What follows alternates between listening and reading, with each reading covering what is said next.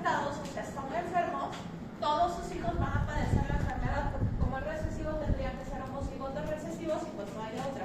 Todos sus hijos van a ser enfermos. Y un individuo afectado con una pareja sana va a tener hijos normales. ¿Por qué? Porque para ser afectado debo de tener dos recesivos y si mi pareja es sana completamente, entonces mis hijos no van a tener la enfermedad, pero sí la probabilidad de que dependiendo con quién se casen, tengan hijos que padezcan la enfermedad. ¿Ok? Entonces, aquí están los ejemplos en donde puede ser transmitida una enfermedad recesiva. Con dos, lo que dijimos aquí, con dos personas que sean portadoras, o sea, heterocigotas, van a tener un 25% de enfermedad de hijos enfermos, un 50% de portadores y un 25% sanos. Cuando ambos están enfermos, el 100% de su descendencia va a padecer la enfermedad. Y cuando tenemos un portador que se casa con un enfermo, el 50% de sus hijos van a padecer la enfermedad y el otro 50% será portador. Por lo tanto, las únicas formas de herencia de las enfermedades recesivas son tener dos padres que contengan por lo menos un alelo enfermo, dos heterocigotos, o sea, dos portadores, un homocigoto recesivo, o sea, un enfermo y un portador, o dos enfermos, no hay otra. O sea, una persona sana no va a tener hijos con enfermedades recesivas. Y entonces, ¿por qué hay enfermedades recesivas? Bueno, hay mayor riesgo de enfermedades recesivas cuando comparten algún ancestro con estas personas. Una persona sana que no tiene ninguna enfermedad, en realidad se calcula que cada uno de nosotros tiene de 1 a 2 alelos recesivos para este tipo de enfermedades que son raras. Entonces, a medida que existe mayor grado de similitud porque hay algún parentesco o algún ancestro en común, aumentan las posibilidades de que estos genes recesivos se junten y de que haya una enfermedad rara entre una pareja. Se le llama depresión por endogamia a la pérdida de aptitudes biológicas o a la pérdida de variabilidad genética producida por estas situaciones. Si se acuerdan, cuando vimos meiosis, decíamos que al principio de la meiosis los bivalentes se juntan, se mezclan precisamente para tener variabilidad genética, escogiendo los genes que son mejores para la situación que se está enfrentando, que ese cambio se da poco, pero la idea es mejorar. Cuando hay endogamia son casi iguales, entonces no hay probabilidad de hacer variabilidad genética y por el contrario existe más la probabilidad de que estos alelos enfermos recesivos se lleguen a juntar y llegar a formar un homocigoto recesivo, una persona que tenga una enfermedad. Entonces, en general, cuanto más rara es la enfermedad, existe mayor riesgo de que haya habido endogamia.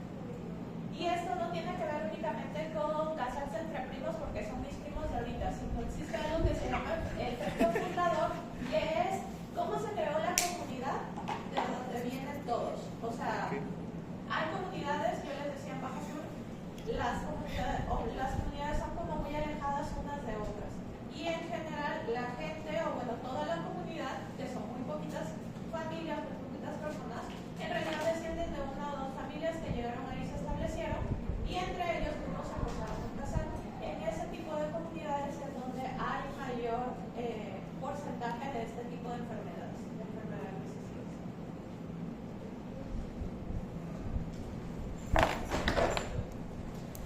Entonces, desde el punto de vista de la genética, sí nos importa calcular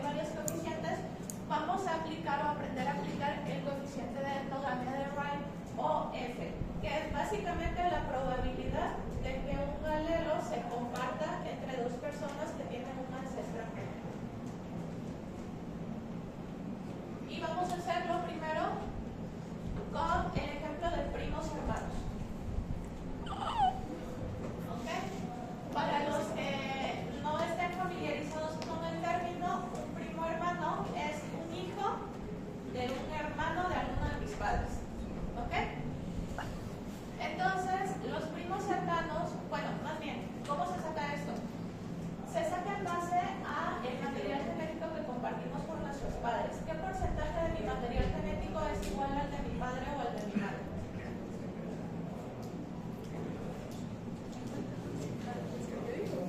¿Qué porcentaje de mi material genético es igual al de mi padre? 50%, la mitad. Entonces se saca en base a mitades. En el caso de los primos hermanos, ¿qué es lo que comparten? Padres, abuelos, bisabuelos. Comparten padres, no sé, hermanos. Abuelos. Entonces los abuelos tuvieron a 2 hijos. Esto quedamos, no importa si es mujer o hombre. ¿Qué tuvieron? A 2 hijos que decidió casarse y esta doble línea indica que hubo el hogar. ¿Ok? Entonces, esta persona comparte ¿qué porcentaje con esta persona?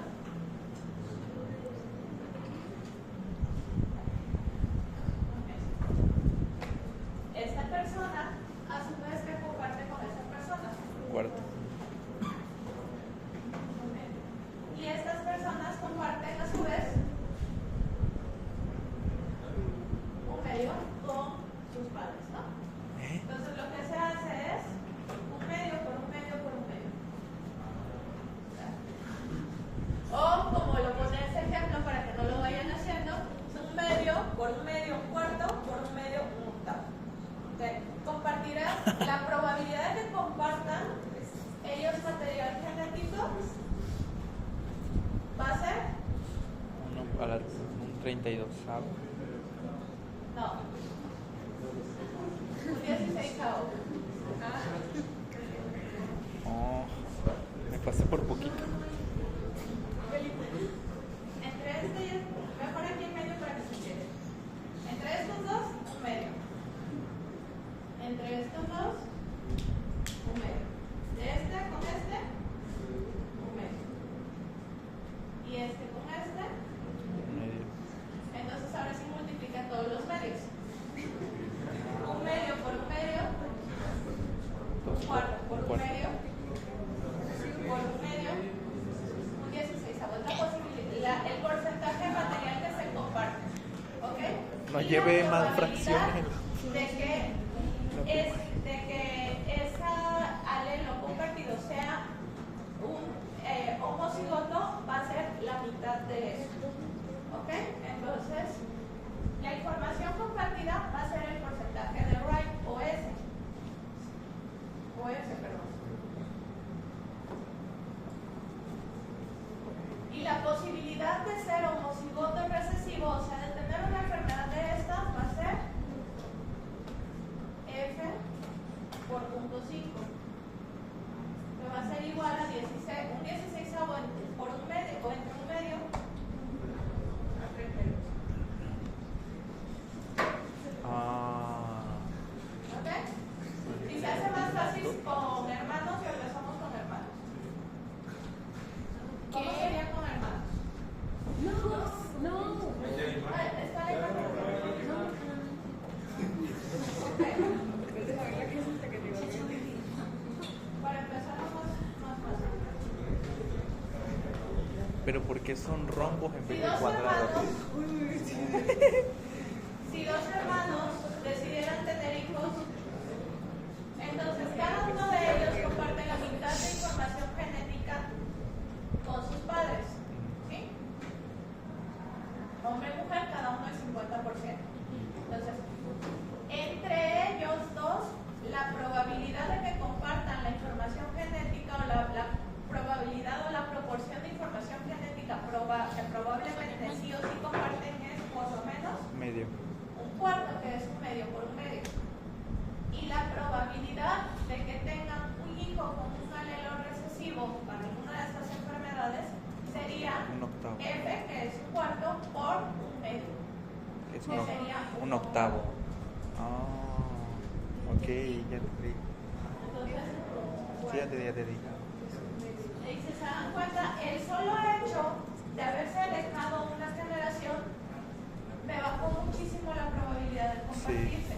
Por eso decíamos, entre mayor grado de endogamia haya, es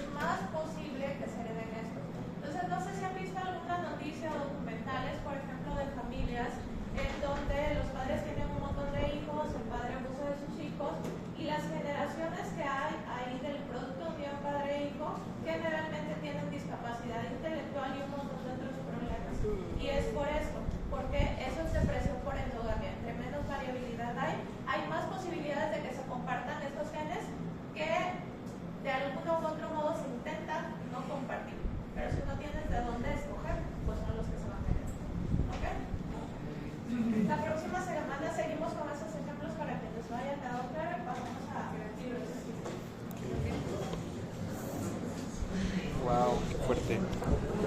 O sea, mira, te voy a explicar. Están dos hermanos.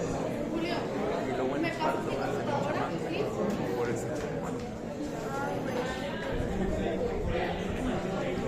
Computadora. No, o sea, el primero, o sea, los hijos, la probabilidad de que porque cada uno tiene un medio, ¿no? La de papá y mamá. Entonces, al tener la probabilidad de que esté dañado, ya no es el medio, sino que ahora es por decirlo a la mitad, o sea, un cuarto.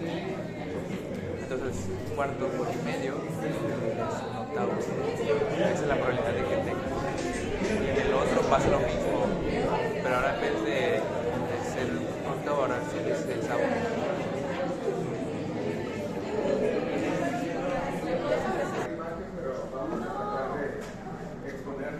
¿Cómo? Y posteriormente les pasaremos la presentación. ¿Cómo? ¿Qué le voy a hacer así? El tema es la fibrosis quística. ¿Qué es la fibrosis quística? Es una enfermedad genética que se caracteriza por la afectación pulmonar y una mala absorción de nutrientes. ¿Por qué es causada? Es causada por la mutación del gen CFTR, que hace que el cuerpo produzca una excesiva cantidad de moco, que hace que destruya algunos órganos. A esta se hereda de forma autosómica recesiva y puede afectar algunas glándulas sudoríparas y el aparato reproductor. Como habíamos dicho, se origina del gen CFTR por la mutación y se encuentra en el cromosoma 7, brazo largo y banda 31. Su defecto Está. se halla. Ah, no, ya.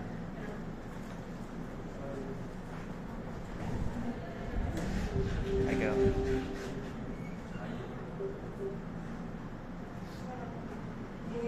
Los portadores no suelen presentar algunos síntomas, solamente heredan el gen. Y para tener esta enfermedad tienen que heredar dos genes que estén defectuosos y tiene que ser un gen de cada padre. Su defecto básico se halla en la proteína que es el CFTR, que controla el paso de iones de cloruro a través de la membrana celular de las células especializadas. Esta enfermedad es más común en Europa y en niños y niñas adultos. En el cuadro clínico tendremos dolor abdominal, heces pálidas, pérdida de peso, esterilidad como habíamos mencionado, y sudor muy salado, inflamación en el páncreas y la pancreatitis, y uno de cada 25 son portadores de los cigotos no afectados. En México en realidad casi no hay muchos casos de estos y cada año nacen en promedio 300 bebés con este padecimiento.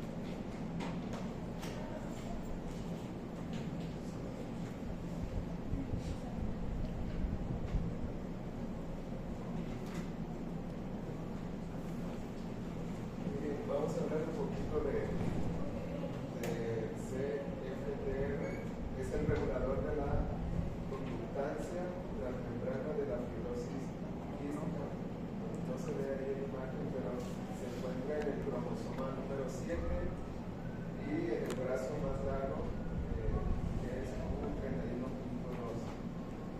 Hay más de 2.000 mutaciones conocidas en el gen CFTR que pueden causar fibrosis quística, pero solo algunas son las más comunes y relevantes y vamos a ver algunas de estas.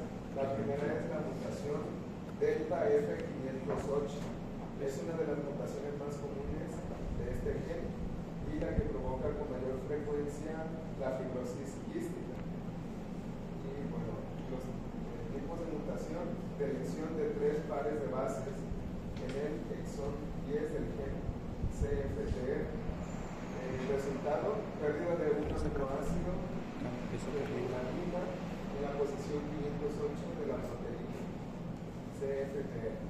Consecuencias: alteración del plegamiento de proteínas, el tráfico y la activación de canales en las células epiteliales. Los efectos: en las vías respiratorias provoca infección crónica, inflamación y la pérdida de la función pulmonar, y prevalencia entre el 30 y el 80% a nivel mundial y entre el 70 al 88% en poblaciones caucásicas. Y la otra es una mutación G551D, y es un ejemplo también de mutación clase 3 en el gen CFTR. Tipos de mutación: en esta mutación una guanina es reemplazada por una adenina en la posición 1652 del ADN. Resultado: la proteína CFTR alcanza la superficie de la célula, pero el canal de cloruro no se abre, por lo que no hay un adecuado flujo de iones cloruro a través de la membrana celular. Consecuencias: esto da lugar a la formación de moco espeso y pegajoso en los pulmones, páncreas y otros órganos, como ocurre en la mayoría de los pacientes con fibrosis quísticas. El efecto del moco espeso bloquea las vías respiratorias y lo que conduce a infecciones pulmonares recurrentes y daño progresivo en los pulmones. Y en la prevalencia a nivel mundial, menos del 5% de los pacientes con fibrosis quísticas tienen la mutación G551. Vamos a pasar al diagnóstico genético de fibrosis.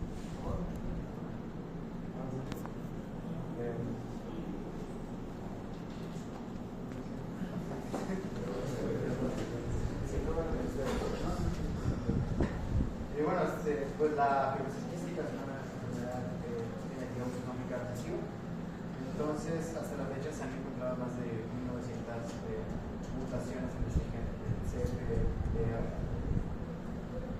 Los métodos de diagnósticos pues, son la secuenciación del ADN, que pues, es el método más preciso, ¿no?, para descubrir estas mutaciones. Entre se encuentra la secuenciación de sangre. Pues es una técnica de secuenciación de ADN que pues es utilizada precisamente para identificar las mutaciones en este gen. El problema con esta pues, es un poco lenta y es costosa. Aparte de esta existe otra que se llama secuenciación de nueva generación, que es más rápida y es mucho más económica, pero pues aún así la secuencia de sangre sigue siendo la más precisa, digamos, es más confiable. Aparte de esto, también mediante la desnaturalización de ADN a alta resolución, que pues es una herramienta también que es altamente sensible para leer las variantes de la secuencia de ADN y se utiliza para las mutaciones y polimorfismos en este gen. Y aparte también hay unas pruebas comerciales que se ven que tienen un 75% de sensibilidad para detectar las mutaciones. Aparte de esto, las pruebas prenatales y neonatales que se usan, está la amniocentesis, que es mediante la extracción de líquido amniótico para analizar las células fetales y detectar mutaciones en el CFTR. Y pues esta prueba generalmente se lleva a cabo entre las 15 y 20 semanas de embarazo. También está la biopsia corial, que es como una muestra de las vellosidades coriónicas para realizar un análisis genético y es similar a la amniocentesis, pero esta prueba se puede realizar antes de 10 a 13 semanas.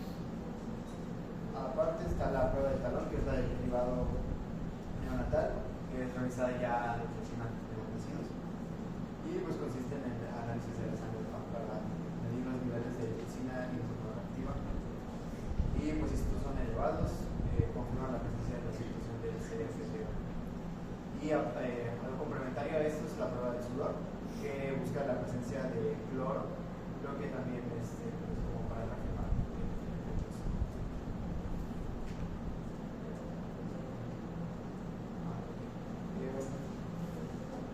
La consejería genética para esto es fundamental porque hay que darle información a los padres, ¿no?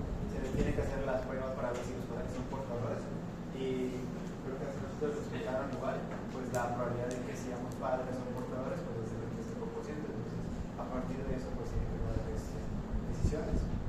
Y aparte de esto hay algo llamado diagnóstico genético preimplantacional, que es para parejas que tienen alto riesgo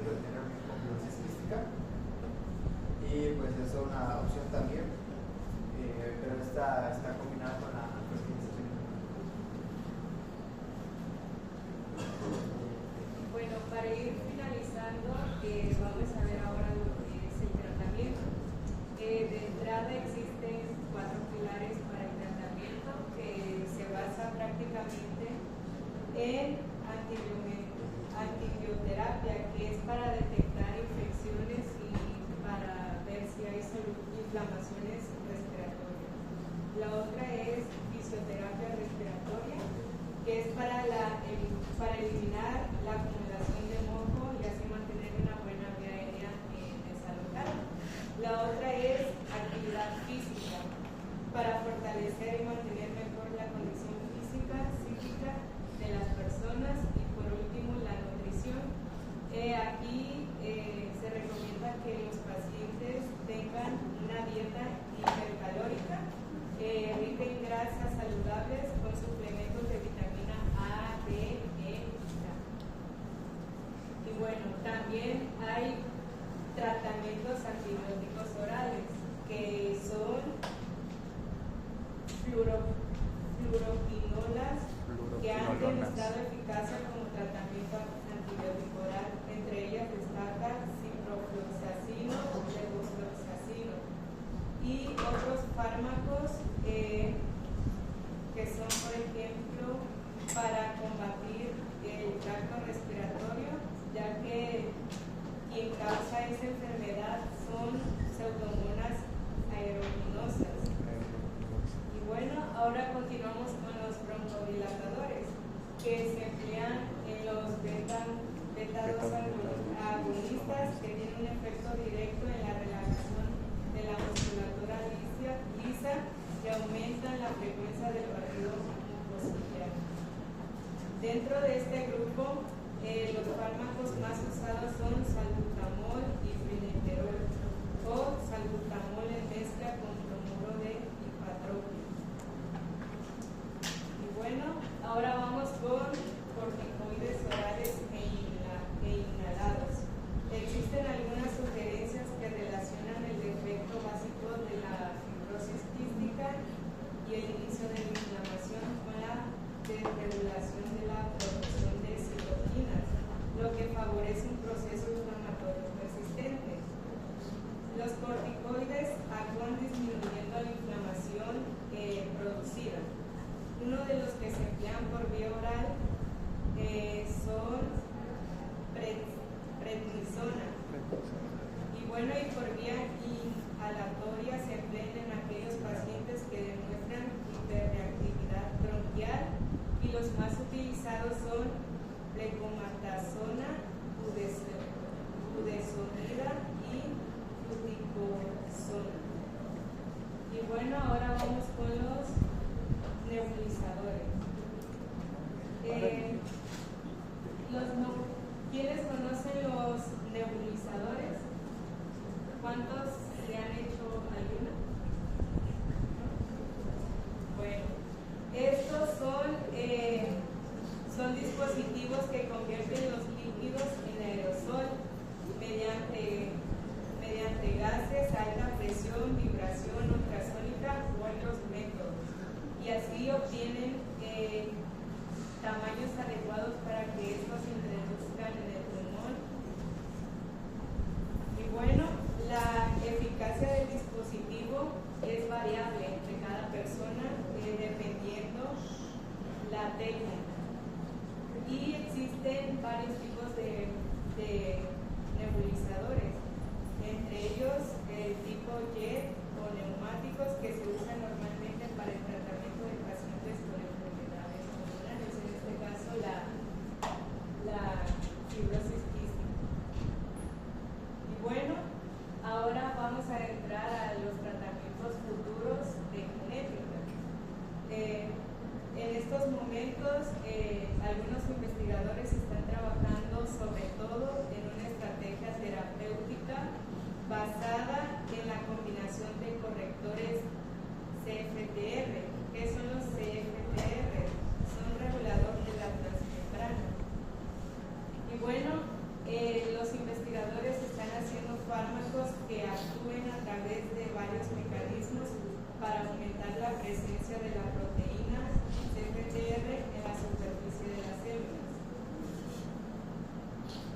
Y Y otro tratamiento genético es la terapia génica, que este puede ofrecer una vía potencial para curar la fibrosis quística mediante la reparación del gen CFTR defectuoso. La idea básica de esta terapia consiste es entregar una copia de gen a las células y programarlas para comenzar a hacer, sustituyendo al gen malo. Y bueno, para ir concluyendo, otro tipo de terapia es la modulación de las vías de señalización. Aquí los investigadores están explorando moléculas pequeñas y anticuerpos que pueden bloquear o activar las vías de señalización implicadas en la fibrosis, como las vías TGF, que significa factor de crecimiento transportante beta, y las proteínas WNT, que son moléculas que intervienen en diversos procesos celulares y de desarrollo. Y bueno, a pesar de estos desafíos, el futuro de la investigación en fibrosis quística es prometedor. Se espera que los avances en la genética y la biología molecular conduzcan al desarrollo de nuevas terapias. Muy bien, ya por último, después de toda esta información, hay una pregunta obligada que debemos realizar. ¿Por qué hay tantas personas portadoras de la mutación de fibrosis quística si es una enfermedad recesiva? ¿Alguien que quiera responder o que quiera participar? Voy a repetir. ¿Por qué hay tantas personas portadoras de la mutación de fibrosis quística si es una enfermedad recesiva?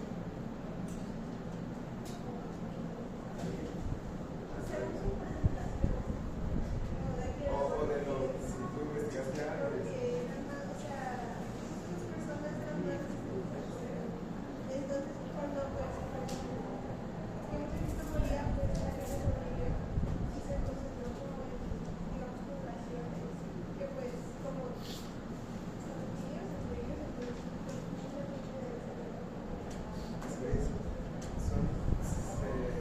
Se han hecho como por teorías. La que dijo Hayes es la ventaja heterocigota.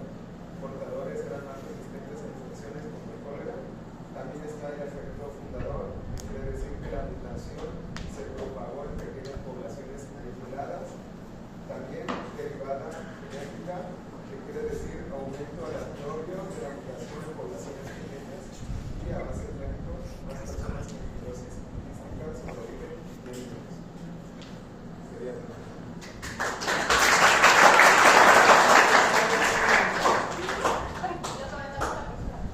Ok.